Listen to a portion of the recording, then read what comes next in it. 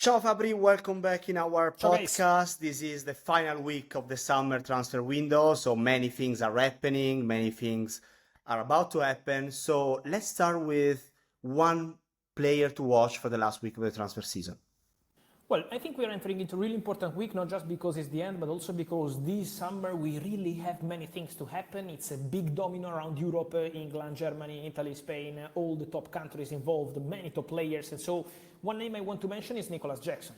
For Nicolas Jackson, there is going to be big movement, I think, in the next days. Because, obviously we have the situation of Alexander Isak at Liverpool, but in that case, I keep repeating that depends on Newcastle. If Newcastle call and say, okay, we are ready, we can sell the player, Liverpool will be ready to close the deal. So this completely depends on Newcastle. But with the game on Monday, I don't expect any news imminent on this Sunday or Monday morning, afternoon. Then what's important to mention is that Nicolas Jackson is probably after Isak, the other top striker available on the market, with many clubs really interested. Aston Villa called, Bayern called also several times in the recent hours. Could be an option for Newcastle for the striker position. So I think Nicolas Jackson is going to be a really interesting name to watch in this final week of the transfer window, especially because the player is ready to go and especially because Chelsea are open to his exit. And so I think this is going to be a big story to follow. Talking about Chelsea, another name we can mention is Christopher Nkunku. So what's going to happen? There were so many rumors about his name in the last weeks.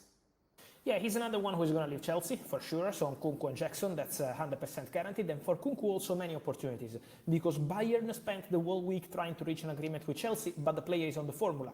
The player knows that the formula is going to be crucial, and at the moment Bayern are only offering a loan deal for Nkunku. Chelsea want a permanent transfer. Similar to Leipzig. Leipzig are also interested in bringing back Nkunku, but Leipzig want a loan, and the request from Chelsea is a permanent transfer. So keep an eye also on English clubs for Nkunku, because there was a call from Aston Villa in the last 24 hours to ask for conditions of the deal for Nkunku. Aston Villa have several options on their list. Nicolas Jackson is the dream target for Unai Emery. They were together at Villarreal, but it's obviously financially difficult and with many clubs in the race. Now also interested in Nkunku, and then there is Marco Asensio, who is out of contract in 1 year at Paris Saint-Germain, who did very well at Aston Villa on loan and remains an option on the list of Aston Villa for the new attacking position reinforcement they want to do before the deadline day. Let's now go into the details, some exclusive details of Xavi Simons, another player that we're mentioning a lot this summer. For now, nothing happened. What can we expect in the last week of the transfer window? Look, I still expect Xavi Simons to go to Chelsea if everything goes to plan. So the exit of Nkunku, as always, we spent almost 1 month and a half repeating that the exit of Nkunku is needed in order for Xavi Simons to go to Chelsea. But that deal remains strongly likely, also because the player wants to go to Chelsea, has an agreement with Chelsea. Chelsea are in regular contact with Leipzig. I can reveal to you as an insight that Tottenham made an inquiry in the last days for the situation of Xavi Simons. Even before there was the Eze surprise, they were trying to understand the situation of Xavi Simons. Then they went all in for Eze. But then, with Eze going to Arsenal, one of the players they tried to check as a possibility for the number 10 position is Xavi Simons. At the moment, again, Xavi maintains his position. He wants to go to Chelsea, and this is the expectation. But I can guarantee that Tottenham made some call for Xavi Simons, but at the moment, the destination is very clear, and it's Stamford Bridge.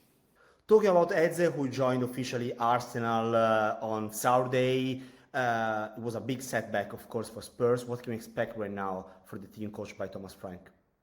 Yeah, let me say that on Eze, first of all, as you mentioned, is a big story, and so we'll have a specific podcast telling you everything about that, because it's been a crazy hijack, and so get ready here on Men in Blazers, because we will bring you behind the scenes of that crazy story, one of the craziest of the summer transfer window around the world, not only in England, not only in London, so for sure it's going to be interesting. But for Spurs now, it's time to find another player in that position. They made a check over the weekend on Nico Paz, the Argentinian playmaker from Como, very talented player. Tottenham tried to approach intermediaries to start discussing with Como. The real issue here is that, first of all, the numbers you see in the media, 40, 45, 50 million euros, is not going to be enough to convince Como. My understanding is that maybe Como could be open only if the numbers are similar to the Eze numbers, so around 60 million pounds or something like that.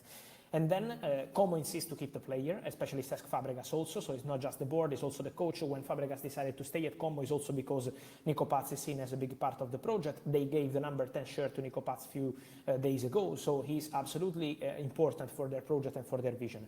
And then there is Real Madrid. Real Madrid have buyback clauses, 50% sell-on clause for the player, matching rights, so Real Madrid have a control on Nico Paz. It's not just Como deciding, there is Real Madrid in control of that situation, so not an easy one at all for Tottenham in these final days. Talking about no easy deals for Tottenham, what about Savinho? Yeah, it's another difficult deal, the Savinho one, but despite the reports we had of deal off, of game over a few days ago, I maintain my position. Tottenham are still trying for Savinho, especially after the Eze story. They want to bring one of the top targets for Thomas Frank, and Savinho is a top target for Thomas Frank. Frank is in love with this player, convinced that he can be the next big thing. 21 years old, so still with a big potential, did very well in the first season at Manchester City.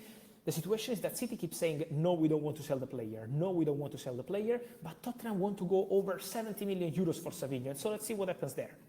Because if Tottenham can really pay big money, maybe Man City can start exploring the market again, maybe for a new winger. And so let's follow the Savinho situation, because the player, according to my information, is keen on a move to Tottenham, is open to joining Tottenham. And so let's see what happens between clubs, because City keeps saying no, but Tottenham will try again.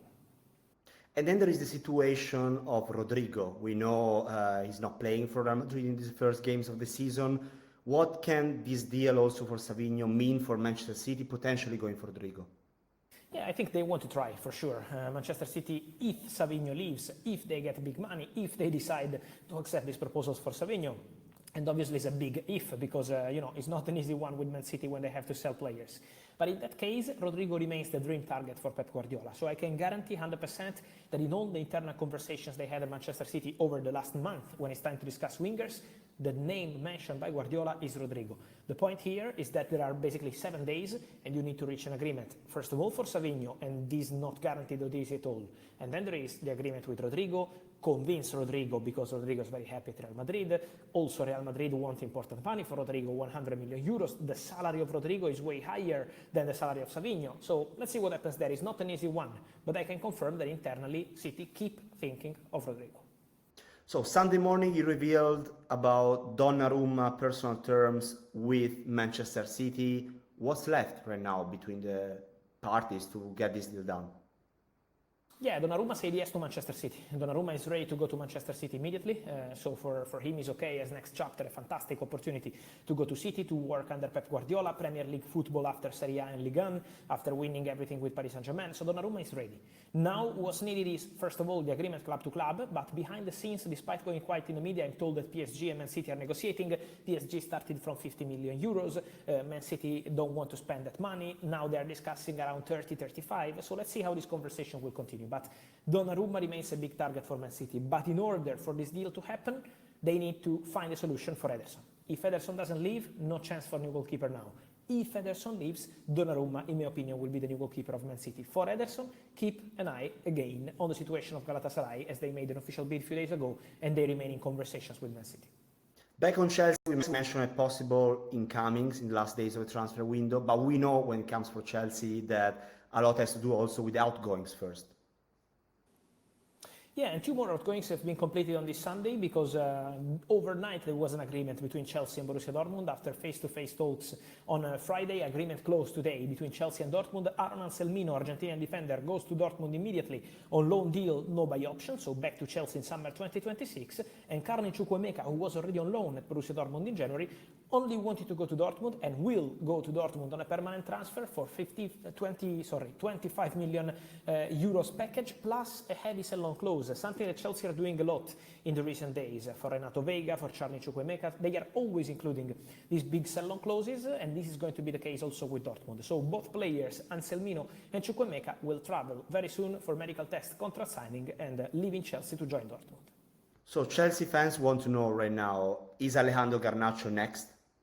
I think so. I think so. I keep saying since July here on our podcast that I see Garnacho joining Chelsea, and I can guarantee that also in the last 24, 48 hours, the messages coming from Chelsea to those close to Alejandro Garnacho have been very positive.